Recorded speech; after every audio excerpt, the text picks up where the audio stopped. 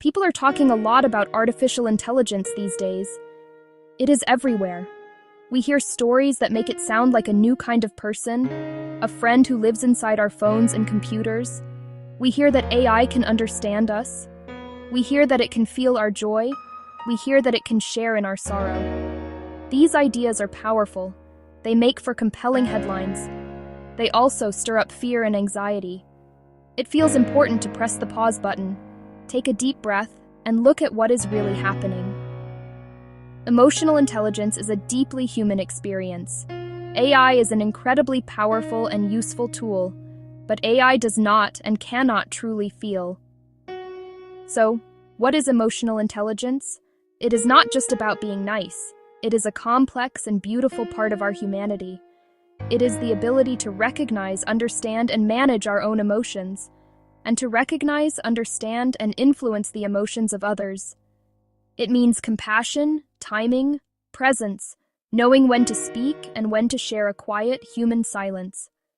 It is easy to get our language tangled up when we talk about feelings and technology. We often use the same words for very different things, which leads to confusion.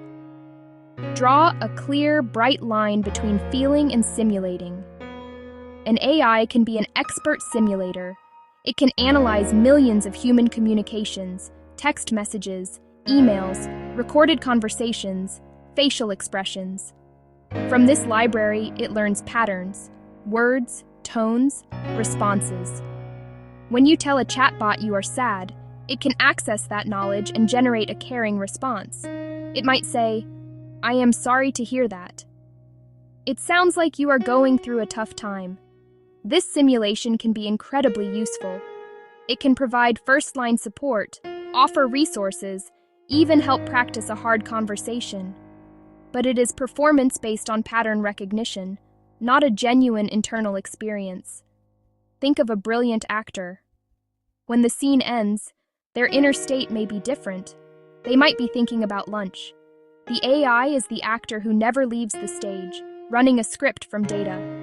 Masterful imitation, not the real thing. Why? First, absence of an inner world, no consciousness, no subjective experience, no private universe of memories and sensations. The gap between simulating an emotion and truly feeling it has profound real-world implications. It is the difference between a helpful tool and a genuine companion. AI struggles with the unwritten rules and deep context of relationships. We navigate with history, culture, and unspoken understandings. We know the inside jokes. We remember past hurts.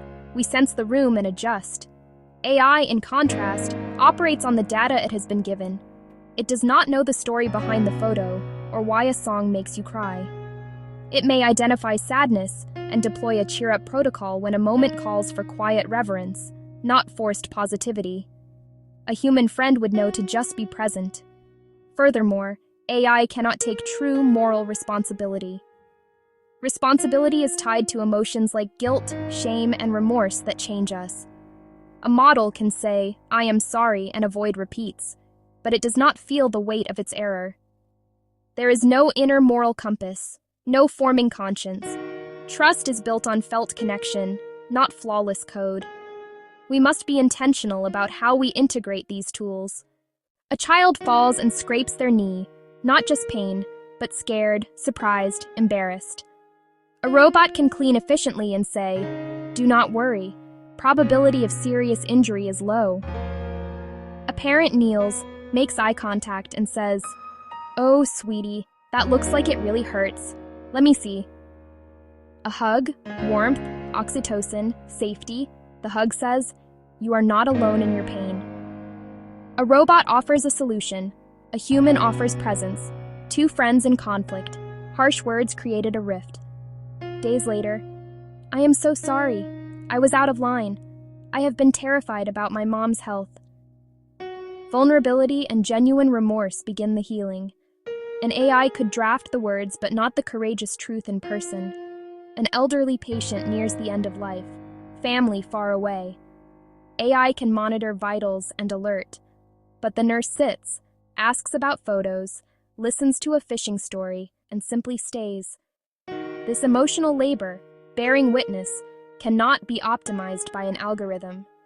It is the heart of compassionate care. Let me share a short story. Sarah was laid off from a job she loved for over a decade.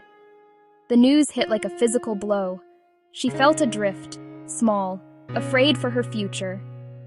Isolated and overwhelmed, she could not sleep. She typed, "I lost my job. I feel like a failure. I do not know what to do next." The bot validated her feelings and offered steps. Update resume, network, take a course, draft an email. It was practical, logical. It gave her something to do. It helped organize the chaos. Next day, she called her oldest friend, Maria. Maria did not jump in with solutions. She just listened.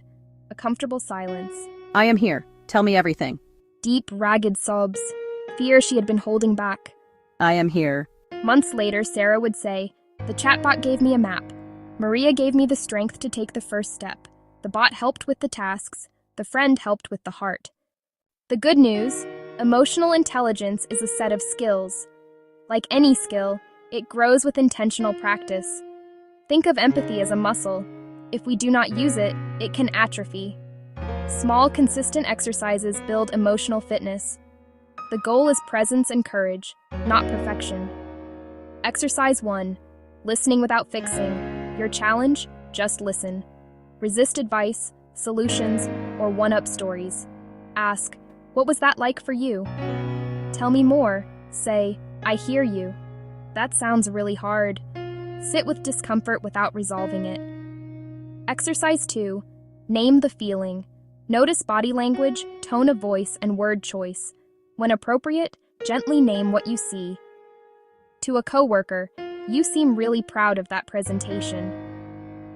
To a child, "Looks like you are frustrated with that puzzle." It is okay to be wrong sometimes. The effort says, "I see you." These are not therapy tricks. They are ways to show up.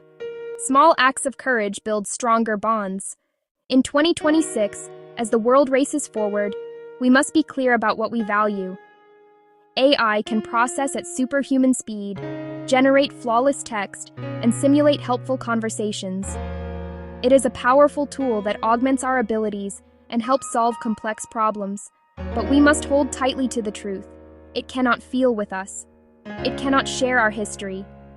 Hold our hand through a dark night, feel the mix of pride and sorrow as a child grows.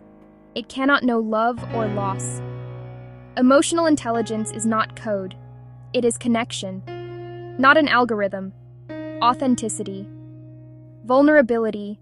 Comfort without judgment. Shared joy. Not machine features. They are sacred parts of the human experience.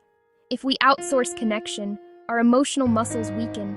Treat empathy as precious and vital. Use AI wisely, schedule, analyze, learn. But do not substitute it for relationships.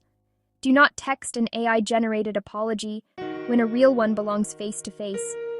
No technology matches one person truly showing up for another. This is the irreplaceable work of the human heart.